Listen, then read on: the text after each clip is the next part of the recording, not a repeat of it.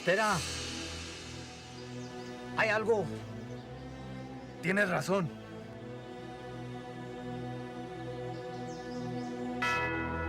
Tráeme el padre.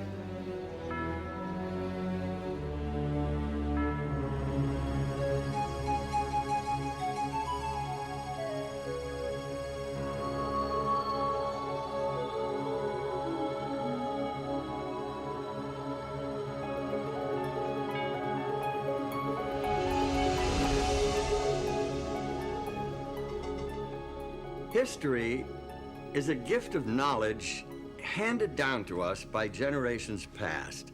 This knowledge is far more than a collection of facts arranged in chronological order. It's a source of enlightenment that helps us understand ourselves and our place, our purpose in our world and in the universe around us. The progress of research in history, archaeology, ancient languages, and anthropology has yielded information that has been hidden for many centuries. And this provides us with important new insights into the meaning of our lives. It's natural to start a story at the beginning, but in the case of our own story, that's more easily said than done. How can we discover the origins of our own experiences?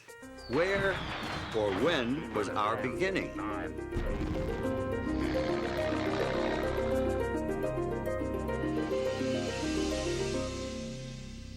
The ancient Babylonians left us one of the oldest myths about human origins. It's an epic creation poem that was written sometime during the 2nd millennium BC. It's called the Enuma Elish, which translated means when on high.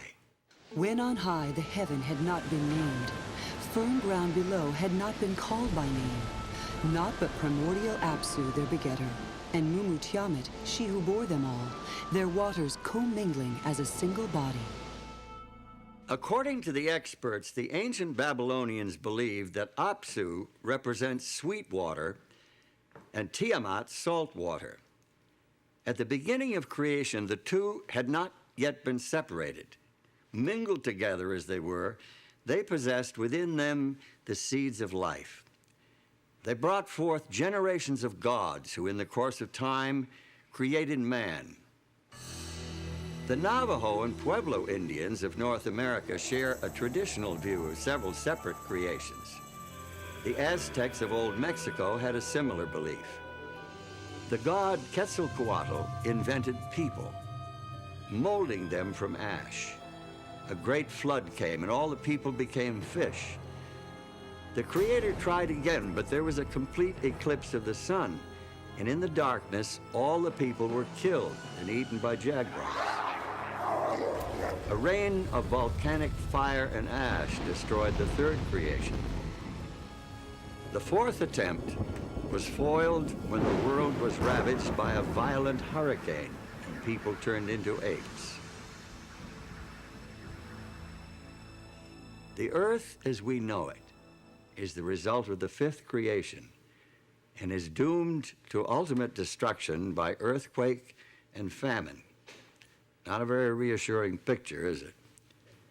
And yet this worldview was very real to the Aztecs. This is all depicted in the famous sunstone, perhaps the single most important artifact from the Aztec civilization. Created in the 15th century, it weighs in at over 25 tons. Very substantial evidence of their view of beginnings. It's all there, carved in stone. But does it accurately portray our beginnings? Best-selling Swiss writer Erich von Däniken has 16 books to his credit. Nothing else he has written has had the phenomenal impact of his 1968 book, Chariots of the Gods, in which he proposed a novel view of human development here on Earth. Dim as yet undefinable ages ago, an unknown spaceship discovered our planet. The crew of the spaceship soon found out that the Earth had all the prerequisites for intelligent life to develop. Obviously, the man of those times was no Homo sapiens, but something rather different. The spacemen artificially fertilized some female members of this species, put them into a deep sleep, so the ancients say, and departed. Thousands of years later, the space travelers returned. They repeated their breeding experiment several times, until finally they produced a creature intelligent enough to have the rules of society imparted to it. The Bible and the Quran are the basis for the traditional Judeo-Christian and Islamic teachings about our beginnings. Both point to a creator from outside the bounds of space and time.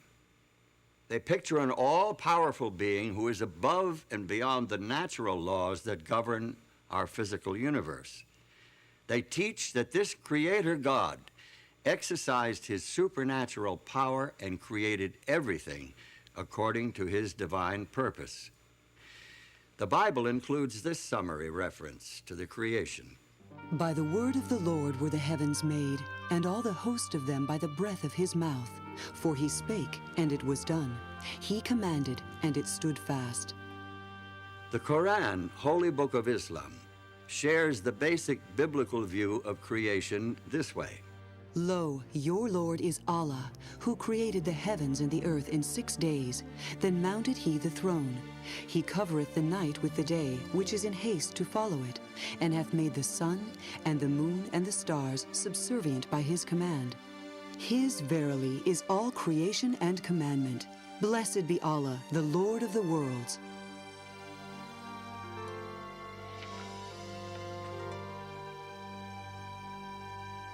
By the early 1800s, some scientists were proposing new theories regarding the origin of life on Earth, theories that conflicted with traditional creationism. In December of 1831, the HMS Beagle set sail from England on a 5-year round-the-world voyage. Aboard this survey ship as an unpaid naturalist was 22-year-old Charles Darwin. Darwin's observations and conclusions would revolutionize the conventional view of origins. Their idea was that God had created specifically for each environment the animals and plants that fit into it. Well, if that was true, then one oceanic island ought to resemble another oceanic island. And what Darwin found was that the oceanic islands didn't look anything alike. The species that were on the oceanic islands were similar to the nearest continent, not to other oceanic islands. Darwin's most significant discoveries took place in the Galapagos Islands, more than 1,000 kilometers, about 600 miles off the west coast of Ecuador. Darwin discovered animal species that were unique to that archipelago. He also noted distinct variations between similar animals on different islands. He came back one day having picked up a tortoise shell from the island that he had been visiting, and the fellow who lived there and was staying at the main population center said, "Oh, you've been to," and named the island he'd been to, and he was floored. He said, "How do you know where I've been?" And he says, "Because that tortoise came from the island." And he says, "How do you know that?" And he said, "Because each island has a specially shaped tortoise, and I can recognize them." And that just blew his socks off. Darwin's observations ultimately led to the development of his theory of natural selection and the publication in 1859 of his book on the origin of species. The first edition was sold out the first day, and 5 subsequent editions with revisions were to follow. Often referred to as the book that shook the world, it helped pioneer modern scientific thought about our origins. Today, science is defined at the beginning as a materialistic process. And that's a tribute to Darwinism. I mean, that's what he brought to us, was that we had escaped essentially from God.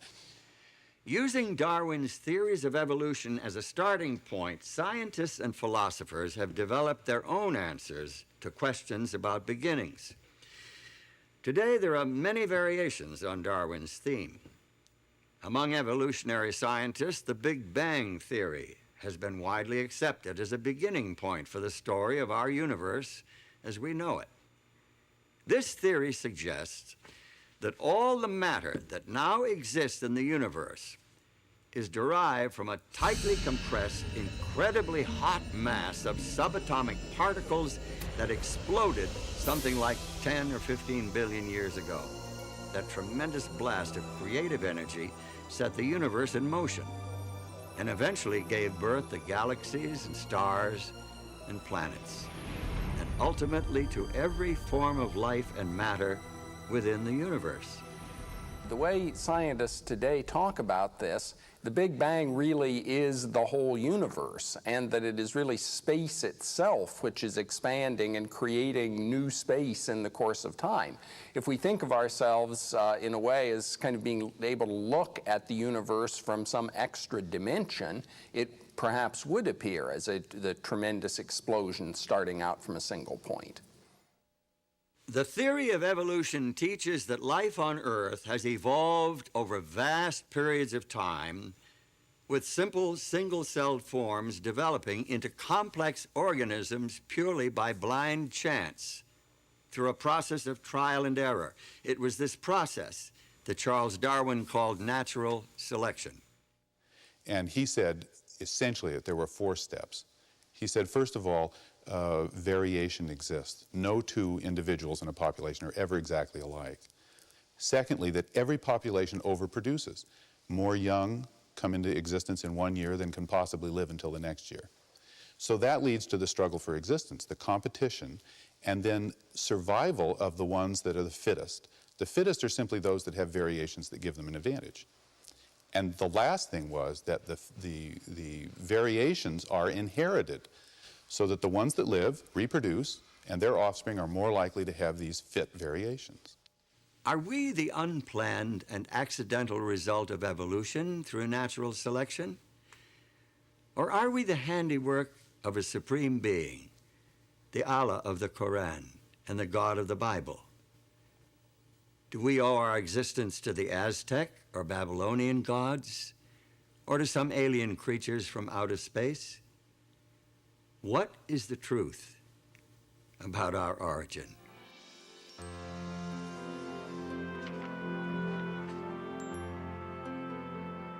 Today, the theory of evolution is presented to school children and promoted in the media as if it were proven fact. The truth of the matter is, however, the theory of evolution is just that, a theory. Its scientific foundations are actually kind of shaky. Molecular biologist and author Michael Denton gives us this insight into Charles Darwin and his theory. The popular conception of a triumphant Darwin increasingly confident after 1859 in his views of evolution is a travesty. On the contrary, by the time the last edition of The Origin was published in 1872, he had become plagued with self-doubt and frustrated by his inability to meet the many objections which had been leveled at his theory. Darwin's theory of natural selection could not be thoroughly tested in his day due to the limitations of the scientific equipment available at that time. Today's scientists are able to study the complicated systems within even the simplest single-cell organisms. Many people think of single cells as being less complex than multicellular organisms. Darwin thought so, and he thought that the first organism was a cell. Darwin can be excused for thinking so because the equipment to look inside the cell and see what was going on just didn't exist then. Now that we have it, we look inside the cell and we find enormous complexity. Amoebas move like we move. They don't have muscles, they have microfilaments. We digest our food. We do respiration. But so does the amoeba. They're much smaller than we are. They don't have but one cell, but they do all of the things we do, and they're just as complex. The complexity of even the simplest life forms is one of the reasons why many scientists are becoming increasingly dissatisfied with the evolutionary explanation, with its reliance upon pure, unguided chance. There's good reason for scientists to question the power of chance. Take a look at this simple demonstration. You see what I mean? Now, here are 3 blocks, numbered 1, 2, 3. There are 6 possible combinations of these 3 numbers. Now, I'll put the blocks into this box and shake it up.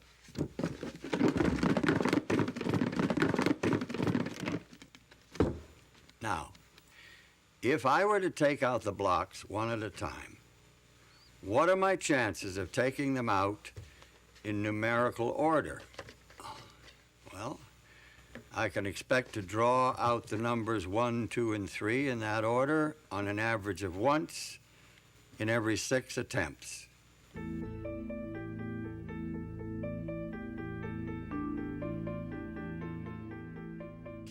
Now, here are 2 more blocks, numbered 4 and 5. I'll add them to the 3 others in the box. Now, there are 120 possible combinations. The law of averages tells me that I can expect to pull out blocks numbered 1, 2, 3, 4, and 5 in that order on the average of once in every 120 tries. Now, look, here are blocks numbered 6 through 10. I'll put them in the box with the others. Now, my chance of picking out all 10 blocks in numerical order is less than 1 in 3.5 million. Well, let me put that in perspective. If I put myself on a schedule and worked at this game day and night, pulling out all 10 blocks one at a time every 15 seconds, I could expect to win this game on the average of about once every 18 months. What if I doubled my quantity of sequentially numbered blocks to 20? How long should I expect to work at this game to get all 20 out of the box in order? Now, let's suppose that I could play at blinding speed and get all 20 blocks out in just 1 second, then do it again the next second and every second thereafter. Now, the law of averages says that I can expect to get the 20 blocks out of the box in order at the rate of once every 77 billion years. This little numbers game is nothing compared to the intricate complexity of even the simplest bits of matter.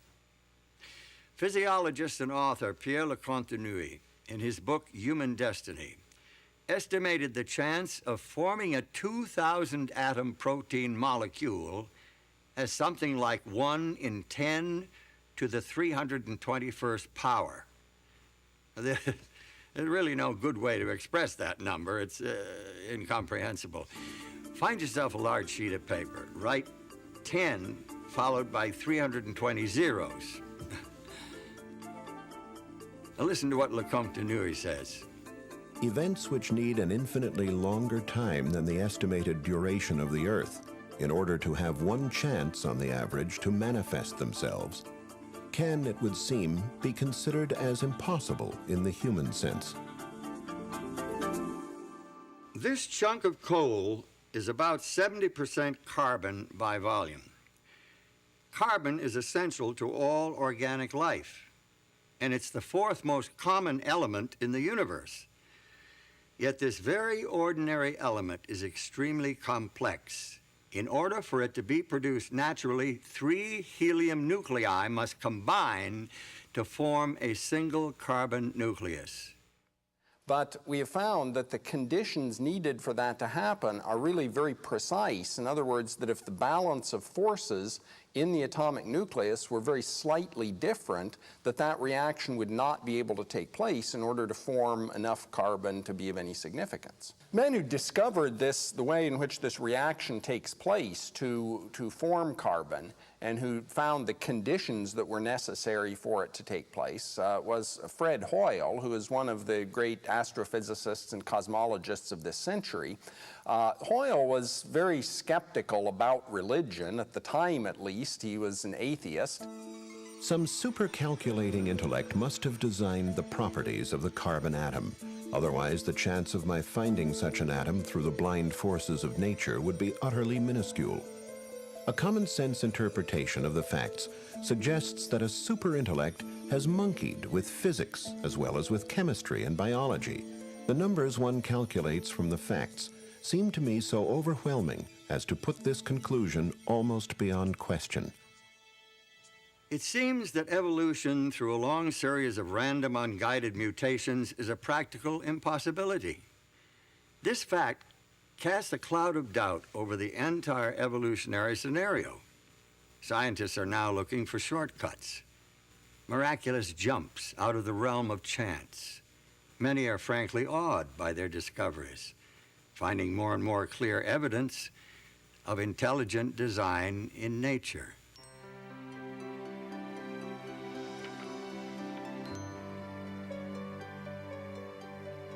Intelligent design, of course, requires a designer.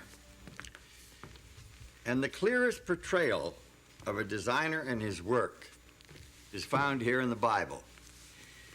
The creation account itself records a systematic progression of creative acts culminating in the creation of man.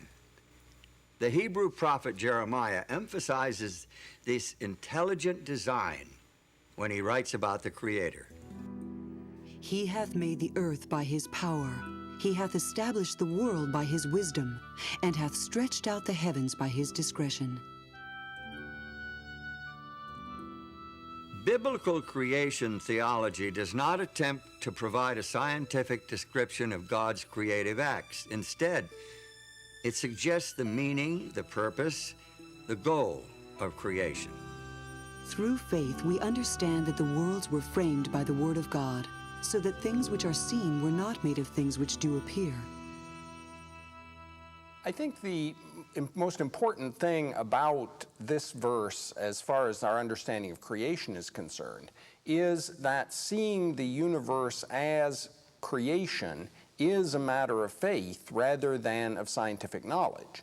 That is, that we can understand the universe in detail by scientific investigation, but we see it as the creation of God because of our personal trust and confidence in God.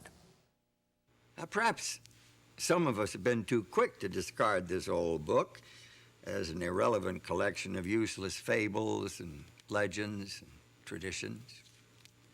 Its value lies far beyond the realm of science. It deals with concepts that cannot be analyzed in a laboratory.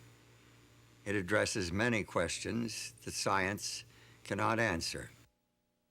That is, science can talk about how the universe behaves, how things take place within the universe. It cannot explain why something exists rather than nothing. That is, it cannot really explain the fundamental question of existence. Could it be that the neglected pages of Scripture actually offer accurate insights into our origins? If so, we're not here by accident. We must see ourselves as a part of a Creator's design.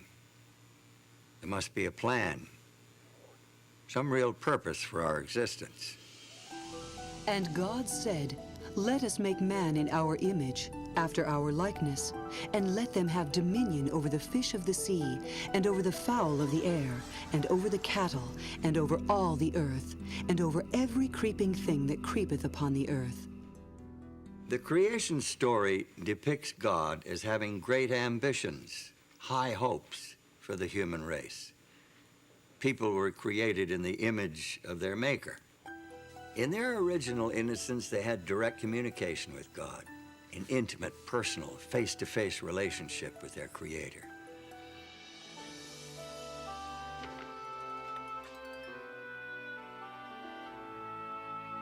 After the creation of human beings, the Bible reports that God marked the end of creation with a day of rest, thus establishing the weekly cycle for human life. Thus the heavens and the earth were finished, and all the host of them. And on the seventh day God ended his work which he had made, and he rested on the seventh day from all his work which he had made. And God blessed the seventh day and sanctified it, because that in it he had rested from all his work which God created and made. God creates the entire world in 6 days, and then he rests on the Sabbath. The Sabbath is, though, a creation in and of itself, because what it does is put the rest of the 6 days in perspective.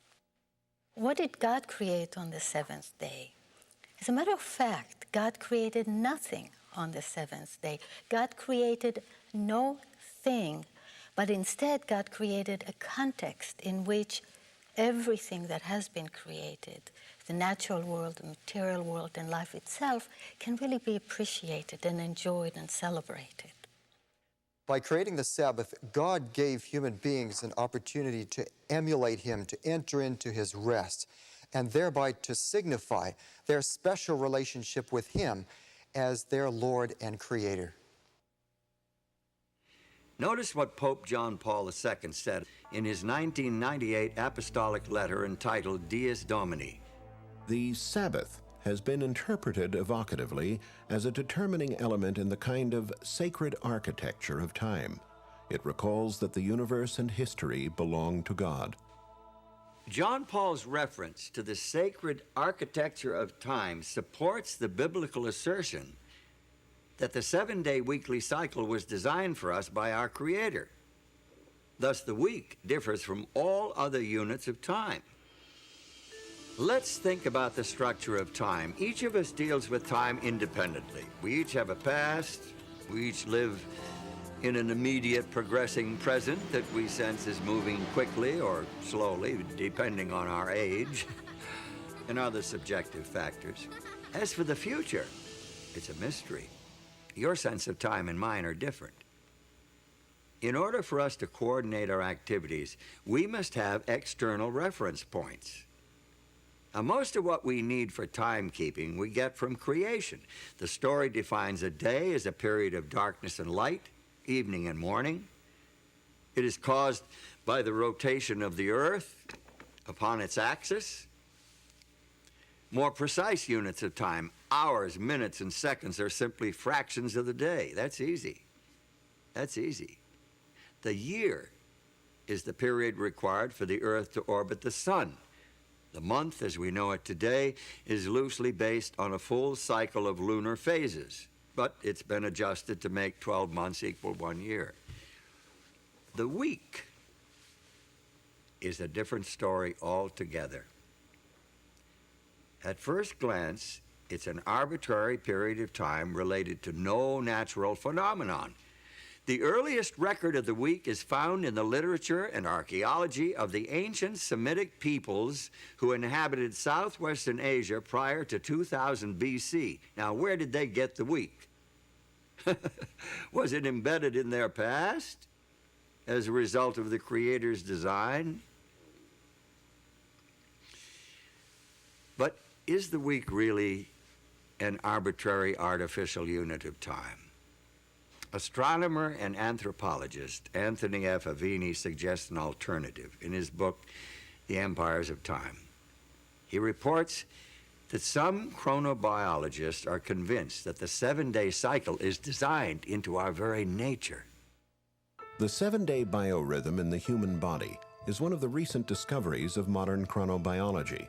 For example, the probability of rejection of certain organs is now known to peak at weekly intervals following an implant.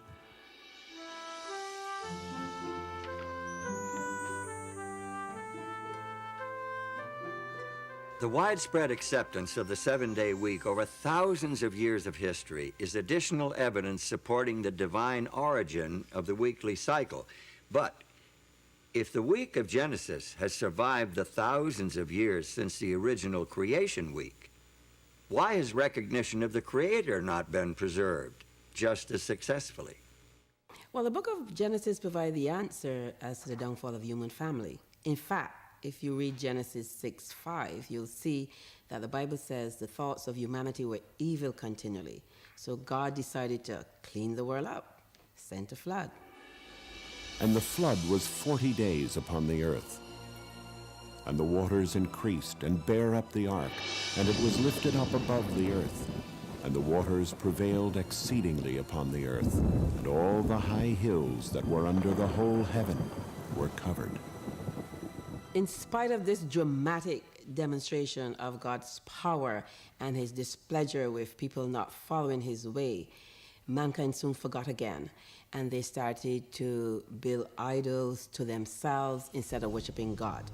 And the whole idea of the weekly cycle, which showed 6 days of work and a Sabbath was forgotten, and what mankind did was incorporate the weekly cycle into astrological tables instead of remembering the God of creation. About 2,000 years before Christ, there lived in the Chaldean city of Ur a man who is claimed by all three of the world's great monotheistic religions, Judaism, Christianity, and Islam, as one of their primary founders. In the biblical account, Abram, later renamed Abraham, is a key player in God's plan to win back the hearts of the human family and revive a knowledge of the Creator. Abraham's religion stood out in sharp contrast to the petty idolatry and trivial superstition of his neighbors. He worshiped the Creator, the transcendent, the invisible God, whose wisdom and power was demonstrated by the very existence of the world itself. He had a religion of faith, not sight. He had a direct relationship with his Maker. According to the Old Testament report, the Creator God revealed the principles of his relationship with the human race in 10 commandments engraved on stone tablets. These commandments were entrusted to Abraham's descendants, the Israelites, as a blessing to share with all nations of the world. Remember the Sabbath day to keep it holy. 6 days shalt thou labor and do all thy work, but the 7th day is the Sabbath of the Lord thy God. In it thou shalt not do any work, thou, nor thy son, nor thy daughter, thy manservant, nor thy maidservant, nor thy cattle, nor thy stranger that is within thy gates. For in 6 days the Lord made heaven and earth, the sea, and all that in them is, and rested the 7th day. Wherefore the Lord blessed the Sabbath day and hallowed it. This is by far the longest of the 10 Commandments. It's unique in that it includes the divine credentials declaring the identity of the lawgiver and establishing his authority as creator to command the worship of his creatures. The commandment to observe the Sabbath shows the intimate relationship between God and creation. It shows that God not only creates, not only works to bring everything that is into being, the physical world, the natural world, and all that lives in it, but it also shows that God maintains intimate relationship with creation and steps back to withhold and to take in, as it were, everything that has been created, and celebrates and cherishes that which has been created. The Sabbath reveals God's compassion for his creatures. In Exodus 23, verse 12, there's a law regarding the Sabbath, and it says, 6 days you shall do your work, but on the 7th day you shall rest, that your ox and your ass may have rest, and the son of your bondmaid and the alien may be refreshed. So the Sabbath is a gift for God's creatures, not only human beings here, but it's also the ox and the ass, so that they can have rest from their labor that they do during the rest of the week. In the 5th book of the Bible, Deuteronomy, we find the 10 Commandments repeated. This time, the meaning of the Sabbath is enriched by linkage to the deliverance of the nation of Israel from slavery in Egypt.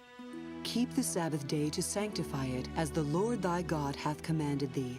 And remember that thou wast a servant in the land of Egypt, and that the Lord thy God brought thee out thence through a mighty hand and by a stretched out arm. Therefore the Lord thy God commanded thee to keep the Sabbath day. We participate in God's redemption, just as the nation of Israel participated in God's redemption, because God has liberated us from something. Now, he liberated the ancient Israelites from Egypt, from Pharaoh, this oppressor. What God does is to liberate us as individuals from the oppressive power of Satan and from the sin that destroys us.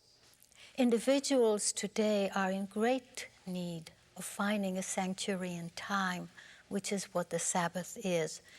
We are overburdened and driven by the material world and by our own creativity of material things. And the Sabbath becomes the liberation from things, becomes the liberation from slavery to objects, to technology, to economics, to all the things that make us work frantically towards producing more and more.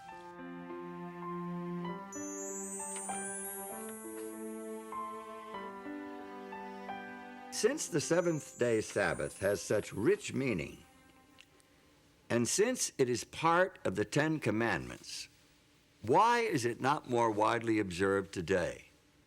Good question, especially in view of the widespread recognition that this commandment, along with the rest of the 10, applies not only to the people of Israel, but to the whole human family. As it is the law of nature that in general a due proportion of time be set apart for the worship of God, so in his word, by a positive, moral, and perpetual commandment, binding all men in all ages, he hath particularly appointed one day in 7 for a Sabbath, to be kept holy unto him. The Sabbath was binding in Eden, and it has been in force ever since. This fourth commandment begins with the word remember, showing that the Sabbath already existed when God wrote this law on the tables of stone at Sinai. How can men claim that this one commandment has been done away with, when they will admit that the other 9 are still binding? The Sabbath was made for man, not for the Hebrews, but for all men. The Sabbath commandment reveals to us a picture of a creator who craves a place in the hearts and lives of all his human children.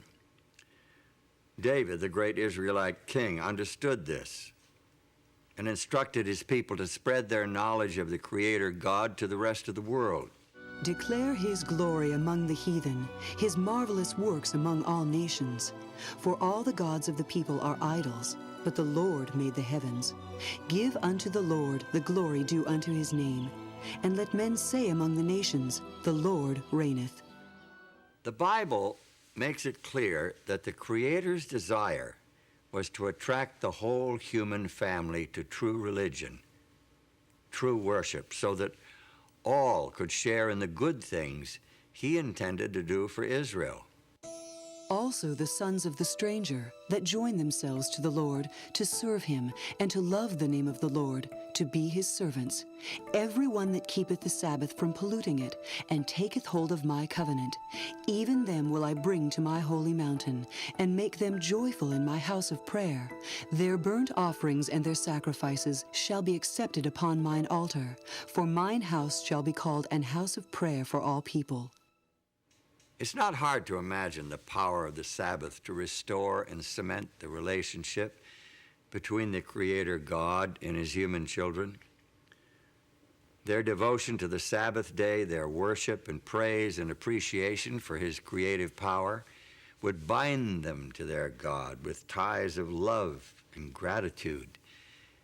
If they continued their heartfelt observance of the Sabbath, they could never forget him. Moreover, also I gave them my Sabbaths, to be a sign between me and them, that they might know that I am the Lord that sanctify them.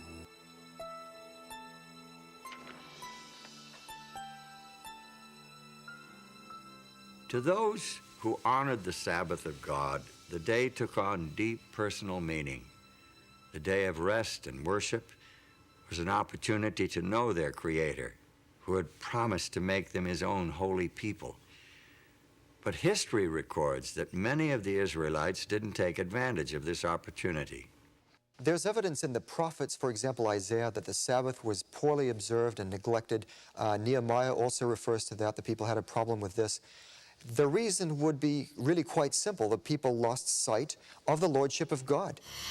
But the house of Israel rebelled against me in the wilderness. They walked not in my statutes, and they despised my judgments. And my Sabbaths they greatly polluted. The Sabbath, symbol of Israel's unique relationship with God, the very heart of a Creator-oriented worship system, was commonly desecrated. Finally, the prophet Jeremiah announced the result of Israel's apostasy.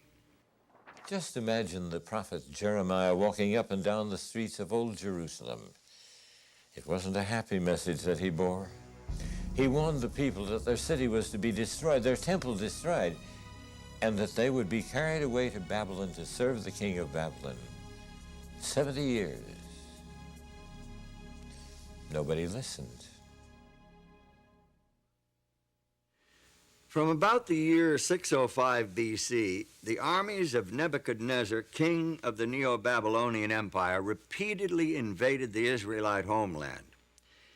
His army eventually destroyed the capital city of Jerusalem and carried most of the inhabitants into exile. Some of the captives were taken to Babylon, while others were dispersed throughout the empire.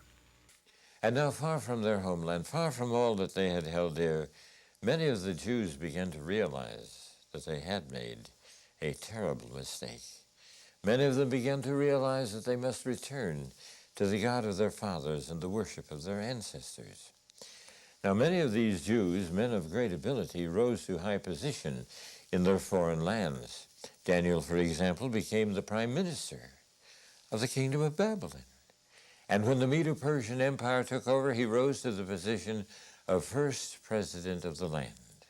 It was Daniel who led Darius the Mede to recognize the God of heaven. I make a decree that in every dominion of my kingdom men tremble and fear before the God of Daniel, for he is the living God, and steadfast forever, and his kingdom that which shall not be destroyed, and his dominion shall be even unto the end.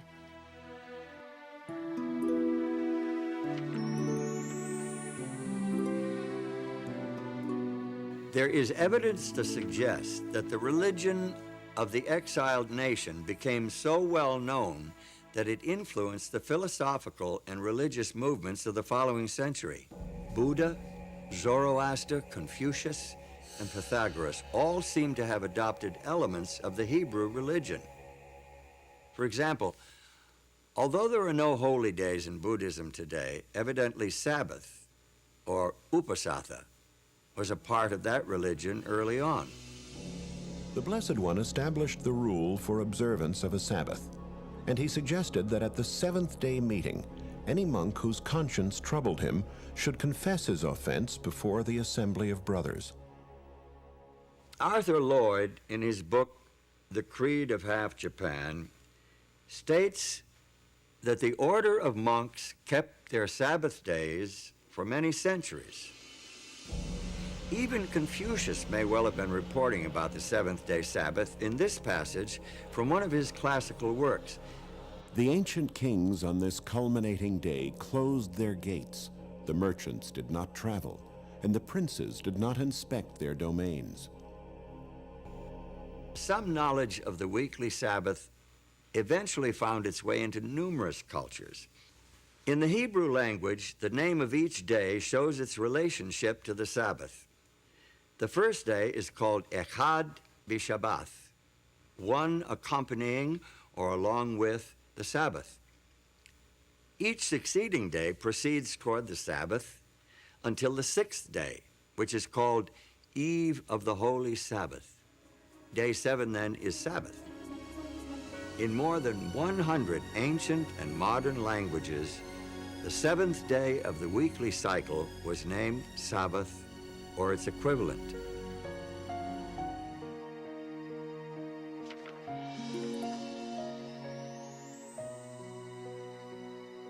So it seems that in their exile, at least some of the Jews succeeded where their nation had failed during times of peace and prosperity.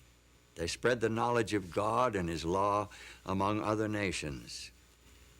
But what would happen when these captives returned to their homeland? Would they maintain the worship of the true God, or would they revert to the practices of previous generations? We find an answer in the story of Nehemiah.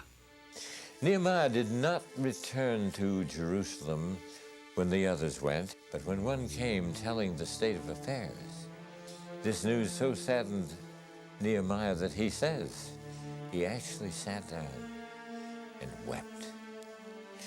In fact, he finally decided that he must, if possible, go to Jerusalem himself to see what he could do to help.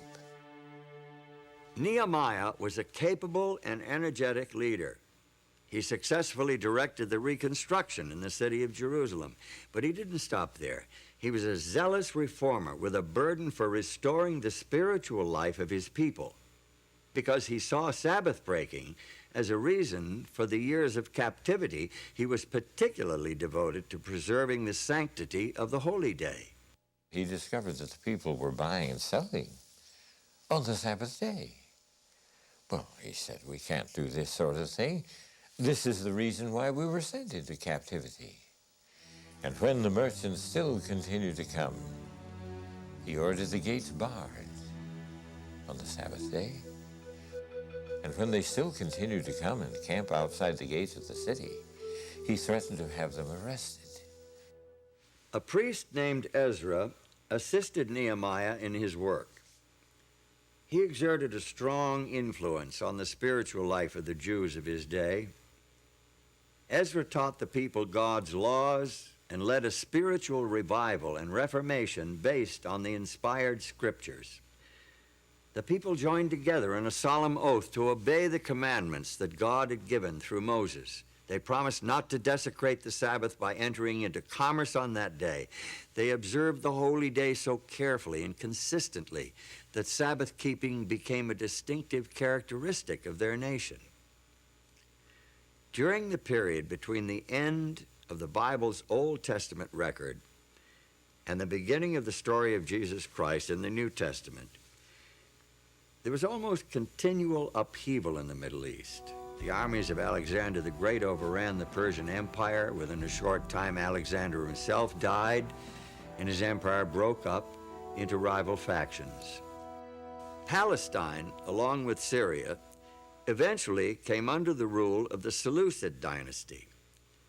King Antiochus IV is notable especially because of his opposition to the religion of the Jews. His troops took over the temple in Jerusalem and set up a system of pagan worship in its courts. Josephus, the famous chronicler of Jewish history, tells us that Antiochus tried to stamp out all visible evidence of the Jews' spiritual identity. So he sent emissaries to Jerusalem, declaring, they must tear down the altar of Jehovah. They must give up the worship of the Sabbath. So they gathered themselves together, fled to the wilderness, and there they found a cave that could accommodate their numbers, about 1,000.